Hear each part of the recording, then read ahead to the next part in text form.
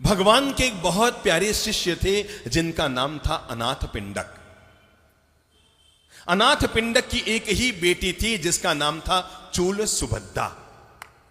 चूल सुभद्दा भगवान की इतनी अनन्य उपासक, भगवान की इतनी अनन्य सेविका, हर पल प्रतिपल सांसों सांस में जो प्रभु के नाम का स्मरण करती रहती थी और जिसका नियम था कि सदैव अगर प्रभु आसपास में है तो उनके दर्शन किए बगैर मुंह में पानी तक नहीं लेती थी। जब देखो तब सुबह उठते ही प्रभु का नाम, दोपहर में प्रभु का नाम, किचन में प्रभु का नाम, खाना खाते समय भी, उठते बैठते चलते फिरते हर काम में उसके तो सांसों सांस में प्रभु बस गए थे।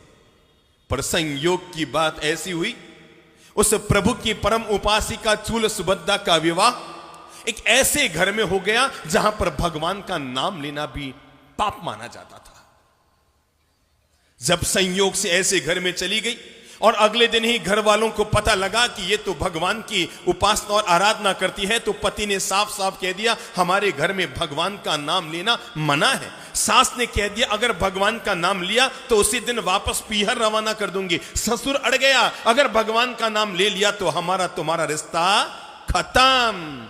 चूल सुभद्दा ने सोचा अरे जिसको सांसों सांस में जीती रही आज कैसे मुकाम पर पहुंच गई। पर उसे पता था कि कोई भी व्यक्ति जबान पर तो ताला लगा सकता है पर किसी के दिल पे ताला लगाना तो दुनिया में किसी के हाथ में नहीं है। और सांसों सांस में उसका सुमिरन चलता रहता। कभी कभी घर के पिछवाड़े जो बगीचा था वहां चली जाती और पेड़ की छाया में बैठकर प्रभु का नाम स्मरण करती रहती। 2 साल बीत गए पर प्रभु का नाम उससे न छूटा। एक दिन उसके सास ने, ससुर ने, पति ने, देवर ने, जेठ ने सब की उसकी परीक्षा लेने के लिए कहा कि तू रोज रोज ये भगवान का यहां पर प्रार्थना करती है। अरे तेरे भगवान कभी 40 मील दूर, कभी 100 मील दूर, कभी 1000 मील दूर होते हैं, क्या तेरी प्रार्थना वहां तक पहुंचती है? चूल सुभद्दा ने कहा अगर मेरी प्रार्थना सच्ची है तो 100% भगवान तक मेरी प्रार्थना पहुंचती है। तो सास ने चैलेंज देते हुए कहा अगर ऐसा है तो तुम्हारे भगवान यहां से अभी 40 मील दूर है। तुम कहती है कि तुम्हारी प्रार्थना पहुंचती है, हम सब के सब लोग भगवान के उपासक हो जाएंगे। तुम्हें केवल एक काम करना है, तू यहां बैठे बैठे प्रार्थना से भगवान को प्रार्थना कर कि हे भगवान कल का भोजन आप मेरे घर पर करें। चूल सुभद्दा ने कहा इतनी सी बात, अगर ऐसा है तो कल का भोजन भगवान का हमारे घर पर ही होगा। घर के पिछवाड़े में गई और जाकर जूही के पेड़ से, जूही के पौधे से 5-7 जूही के फूल लेकर आई। घर के आंगन में आई और आकर के आंख बंद की और बंद करके कहा हे प्रभु अगर मैंने आपको अंतर्मन से हमेशा ध्याया हो, अगर मैंने अंतर्भावना से हमेशा आपकी पूजा की हो, अगर मैंने मन प्राण शक्ति से अपनी आत्मा से सदा आपकी आराधना की हो तो मेरी आराधना का फल दो प्रभु। कल का आपका भोजन सारे शिष्यों के साथ मेरे घर पर स्वीकार करें। और ये कहते हुए चूल सुभद्दा ने जूही के फूल आसमान में उछाल दिए। जूही के फूल आसमान में उछल गए। घर वालों से कहने लगी करो तैयारी, कल भगवान 500 लोगों के साथ आएंगे। अरे घर वालों ने कहा बेवकूफ, ऐसे कोई अरे मैं कहती हूं ना तैयारी शुरू करो, भगवान आ रहे हैं कल आहार के लिए, उनके 500 शिष्य आ रहे हैं कल आहार के लिए। इधर भगवान प्रवचन दे रहे थे, अपनी ही सभा में प्रवचन दे रहे थे और प्रवचन देते देते ही जब प्रवचन पूर्ण हुआ तो चूल सुभद्दा का पिता अनाथ पिंडक उनकी सेवा में ही बैठा था और उसने कहा प्रभु मेरी इच्छा है कि कल का भोजन आप मेरे घर पर करें। भगवान ने कहा नहीं बस मैं कल के भोजन की किसी को हां भर चुका हूं। क्या कहा? मैं कल के आहार की किसी को हां भर चुका हूं। अनाथ पिंडक ने कहा प्रभु सुबह से मैं आपकी सेवा में बैठा हूं और मेरे अलावा किसी ने आपको अनुरोध भी नहीं किया, ये आपने किसको हां भर दी? कहा देखो देखो वातावरण में कोई खुशबू आ रही है। अनाथ पिंडक ने कहा हां प्रभु खुशबू तो आ रही है, हां अलौकिक खुशबू आ रही है, बड़ी दिव्य खुशबू आ रही है। बस मैंने इसी खुशबू को हां भरा है। कल के भोजन की कहा मतलब? कहा भाई तुम्हारी बिटिया ने अपने ससुराल में बैठे बैठे जूही के फूल उछाले हैं और मुझे निमंत्रण दिया है कि मैं कल का भोजन उनके घर करूं और मैं अभी रवाना हो रहे हम सब लोग, क्योंकि 40 मील दूर है, उसकी श्रद्धा की लाज रखनी है और कल का भोजन हमें उसी के घर पर करना है।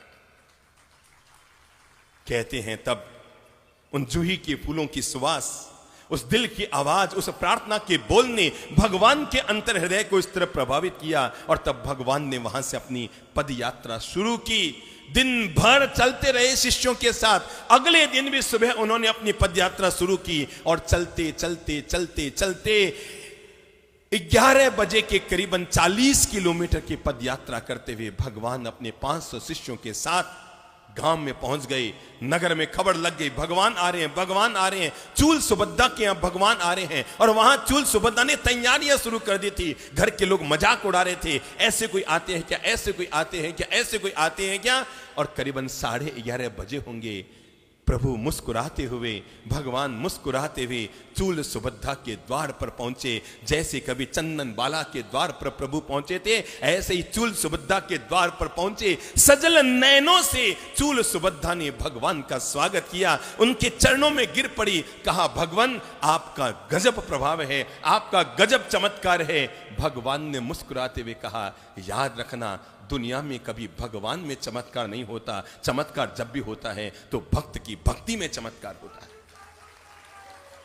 दुनिया में जब भी चमत्कार होता है तो भगवान कभी कोई चमत्कार नहीं दिखाते। अरे ये चमत्कार तो तुम्हारी भावना का परिणाम था। तूने इतनी श्रद्धा, इतने प्रेम, इतने भावना से ये जूही के फूल उछाले थे कि जिसके चलते मुझे आने के लिए विवश होना पड़ा।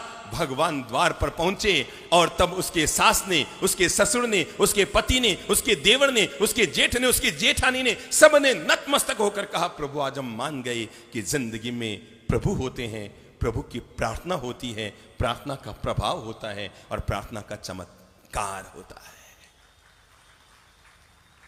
जब जब कोई चंदन बाला प्रभु को पुकारती है तो प्रभु उसके द्वार पर पहुंचते हैं। जब जब मीरा किसी मोहन को पुकारती है तो मोहन उसके द्वार पर पहुंचते हैं। जब जब चूल सुभद्दा किसी प्रभु को पुकारती है तो प्रभु उसके द्वार पर पहुंचते हैं। और जब जब कोई मां मरुदेवी परमात्मा की याद में आंसू बहाती है तो उसे मोक्ष मिलता है। और जब जब कोई राजुल प्रभु की याद में अगर अपनी आंखों में आंसू बहाती है तो गिरनार की पगडंडी उसे मिल जाया करती है। हमारी प्रार्थना, मुझे कोई पूछे कि जिंदगी में ईश्वर से अगर सीधा संपर्क स्थापित करने का सबसे सरल तरीका क्या है, परम पिता परमेश्वर से संपर्क स्थापित करने का सबसे सरल तरीका, अरे प्रार्थना वो तरीका है। हृदय से उठती है और होठों तक आती है। देखो, प्रार्थना हृदय से उठती है और होठों तक आती है। कितनी दूरी है, कितनी दूरी है? केवल 8 इंच की दूरी है। ये 8 इंच की दूरी तय करे। गजब की बात देखो, हृदय में उठी प्रार्थना होठों तक आए उससे पहले तो परमात्मा तक पहुंच जाया करती है। ये प्रार्थना का गजब चमत्कार होता है कि प्रार्थना हृदय से उठती है और होठों तक आए उससे पहले परमात्मा तक पहुंच जाती है। प्रार्थना मनुष्य के अंतर्मन में उठने वाले वो प्रकृष्ट भाव है, जहां पर व्यक्ति बिना स्वार्थ के प्रभु की पूजा करता है, जहां पर व्यक्ति बिना स्वार्थ के प्रभु को याद करता है, जहां पर परमार्थ भाव से, 2 शब्द हैं, एक है प्रार्थना, एक है स्वार्थ, दोनों ही अर्थ से बने हैं। जब व्यक्ति का अर्थ, जब व्यक्ति के मन की इच्छाएं परमार्थ भाव से, सकल लोक के कल्याण से जुड़ जाती है, परमात्मा से जुड़ जाती है, तो उसका नाम प्रार्थना हो जाता है। और जब व्यक्ति की भावना अपने आप से केवल अपने कल्याण के लिए जुड़ जाती है तो उसी का नाम स्वार्थ हो जाता है। प्रार्थना तब परिणाम नहीं देती जब व्यक्ति अपने लिए मांगता है, क्योंकि अपने लिए मांगने का नाम प्रार्थना नहीं होता, उसका नाम याचना होता है। भगवान के द्वार पर जब भी जाओ ना, कोई याचक बनकर मत जाओ, याचना करने के लिए नहीं जाते हैं। भगवान के द्वार पर हम जब भी जाते हैं प्रार्थना करने के लिए जाते हैं। ईश्वर ने आपके बैंक के अकाउंट में प्रेम भी भरा है, ईश्वर ने आपके बैंक के अकाउंट में प्रेम भी भरा है, ईश्वर ने आपके बैंक के अकाउंट में आनंद भी भरा है, ईश्वर ने आपके बैंक के अकाउंट में शांति और समृद्धि भी भरी है। और यदि आपको एटीएम के द्वारा यह सब निकालना हो तो पासवर्ड बता दूं? आपकी जिंदगी में भगवान ने आपके बैंक अकाउंट में होलसेल में शांति भरी है, समृद्धि भरी है, प्रेम भरा है, आनंद भरा है, माधुर्य भरा है, मिठास भरा है, खुशियां भरी है। और इन सबको अगर एटीएम के द्वारा इंसान को निकालना हो तो उसका पासवर्ड है P, नोट कर लो, PRATH RTHANA।